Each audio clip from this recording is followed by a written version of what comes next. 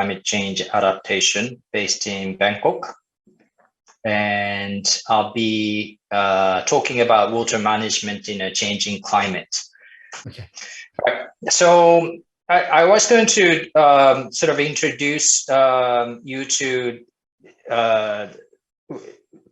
sort of emerging evidence of climate change and also the impact climate change has on various water-related disasters. But because there are other experts on the panel, I'm going to skip this and jump straight into the summary of projected climate parameters.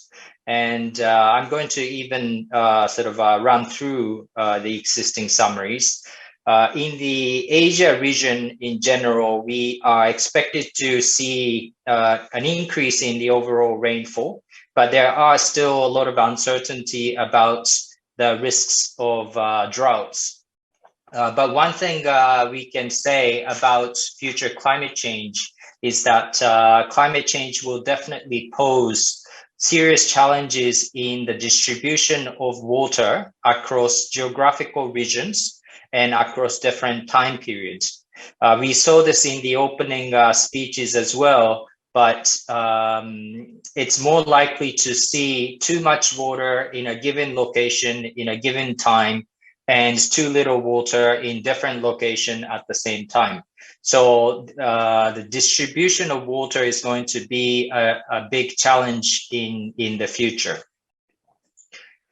Now, in this slide, I'm showing you several transmission channels of how water-related climate risks translate into human development impact.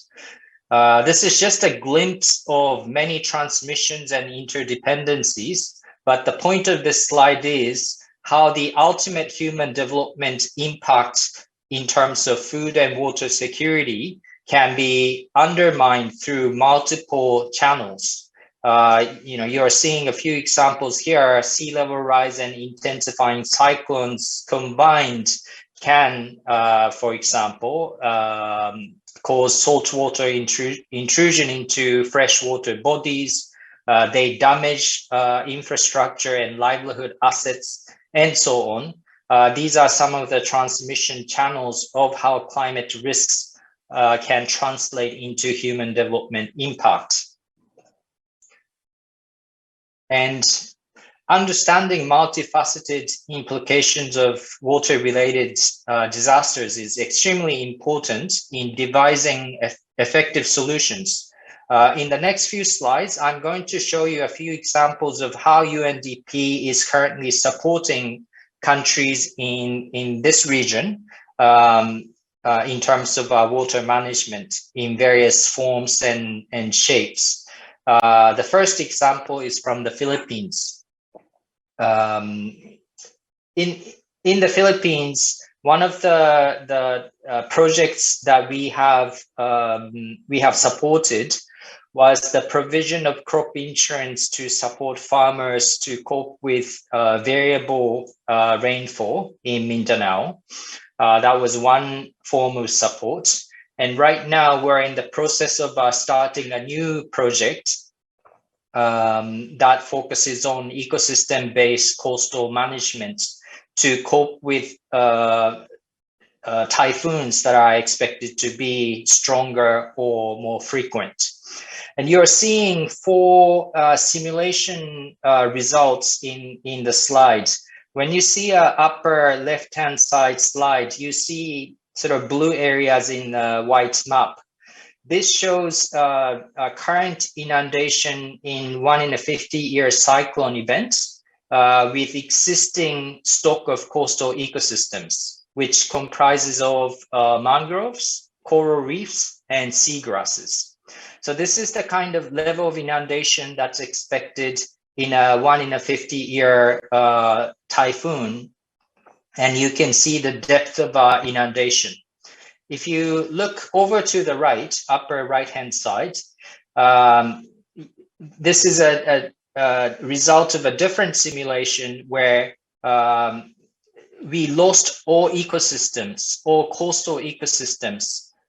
And once the same cyclone or typhoon hits the same area, you can see that the inundation area expands, and also inundation depth also increases.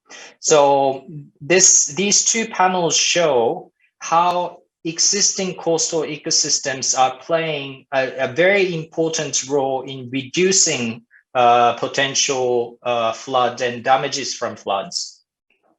And lower two panels show future scenarios. In 2050, that's a lower left-hand side, still the same strength of typhoon, 1 in 50-year typhoon, and assuming all ecosystems are lost, you see an even further increase in the inundation area and the depth. And when you look at into the future, further into the future, 2100, with all ecosystem lost, you're going to expect even larger damages. So based on this, we're promoting ecosystem-based coastal management by working with coastal communities in regenerating and also managing coastal ecosystems, mangroves, coral reefs, and seagrasses. And second example is from Sri Lanka. The picture that you're seeing is an image of ancient waterways. You see a few reservoirs. These reservoirs were used in ancient Sri Lanka, but it's been sort of lost over time. But we're working with the government to rehabilitate these old reservoirs that use the local sort of topographical features to deliver water to agricultural fields. So this is a sort of one form of ecosystem adaptation as well, because we're using the natural features of the existing ecosystem. And at the same time, we're working with farmers to provide training on climate resilient agriculture and water savings techniques and so on. Next example is from Vietnam. Here we're working with the government to provide last mile irrigation connection to vulnerable and ethnic minority farmers, and also upgrading communal ponds for rain-fed farmers. So this is another example of water management that UNDP is currently helping. And this is the last example from the region in Myanmar. We're working with local communities in rehabilitating degraded watersheds by planting trees in micro watersheds, construction of community irrigation channels and ponds, and introduction of climate resilient agriculture. And I want to share with you some of the lessons learned from implementing these interventions. Obviously, there is no one-size-fits-all solution. As you saw through the 4 examples, we need to tailor our solutions based on the local context and needs.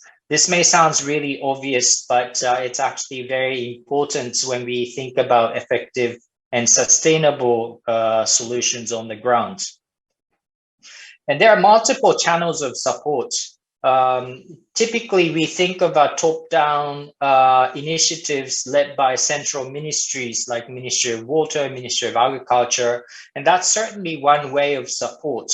But increasingly, support through local administrations is becoming really important, because local administrations tend to be able to sort of tailor their supports to the local needs compared with central ministries. There are also supports through NGOs, CSOs, and other community groups. If you're representing a government, this may sound like that's unrelated to your work, but actually there's a lot of important role that the government can play by creating enabling conditions for these NGOs and CSOs and community groups to work better and more effectively with community members. So depending on solutions, there are different delivery mechanisms that work better. So it's important to think about, what's the effective delivery channel for a given support. And I want to sort of end this slide with this key principle, especially if you are representing a government and if you're thinking about, what's the key principle that you should keep in your mind when you think about effective water management solutions. And I think, resilience cannot be built if communities are not empowered, and communities cannot be empowered if they're not engaged, and communities cannot be engaged if they're not informed. So even though there is no one-size-fits-all solution, one thing that's common for effective water management and effective climate change adaptation in general is that effective engagement of local communities and informed engagement of those communities in the solution is actually a critical ingredient for long-term resilience of the community. And here are the last couple of slides for me. I was also asked to include some recommendations for the private sector. And again, it's quite difficult to come up with recommendation that works for everybody from the private sector, because you can think of different actions depending on what kind of a company that you belong to and what sector that you are operating in.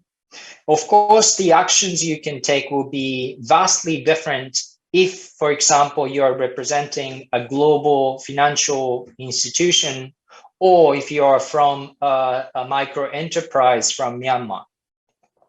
But here are some of the key principles again.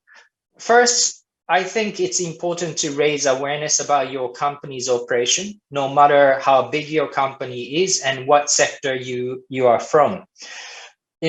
By raising awareness, I mean these things. What is the environmental footprint of your company's operations? And what are negative externalities that you're producing as a result of your operations? And how can you internalize some of these negative externalities? Whether it's pollution, whether it's disempowerment that you may be causing to local communities. And who is it that's engaged in your supply chain? Are they made more vulnerable because of climate change? This is another important question that you can ask yourself. And where along the supply chain can you reduce emissions or build resilience? This is another important question that you can ask. And second principle is to know what others are doing. And here are three examples that I'm just including in my slide. One is a Glasgow Financial Alliance for Net Zero. This is a coalition of financial institutions that have come together during the Glasgow COP and made commitments to achieve a net zero society before 2050. So even though this may be a different sector from where you are representing, but financial institutions have come together and made commitment to achieve zero carbon society. And second and third examples or bullets that you are seeing here are actually unrelated to climate change. One is ESG information disclosure, and second is business and human rights. These two principles or concepts are gaining currencies in the last few years. And I think there's a lot to learn from these initiatives. Why our companies are becoming more and more interested in ESG, environment and social and governance related work, and why our companies getting more interested in business and human rights. These entry points may appear unrelated to climate change, But in my view, making your business more responsible and accountable in whatever the business you're doing is actually a very effective way in the long run to make positive contributions to the society from the perspective of climate change and water. And one last point before I end my presentation is I really encourage you to read the Agenda 2030. This Agenda 2030 is a foundational document for the SDGs. You may be familiar with the 17 SDGs, but Agenda 2030 goes a little bit deeper than the 17 goals and provides you with a little more details about the background of the 17 goals and even the trade-offs that may exist between different goals. So reading the Agenda 2030s with your operations in the back of your mind, how does your business impact different aspects of SDGs is, I think, a good way to start thinking about how you can make contributions in terms of climate change and water management. So I'll end my presentation here. Thank you very much.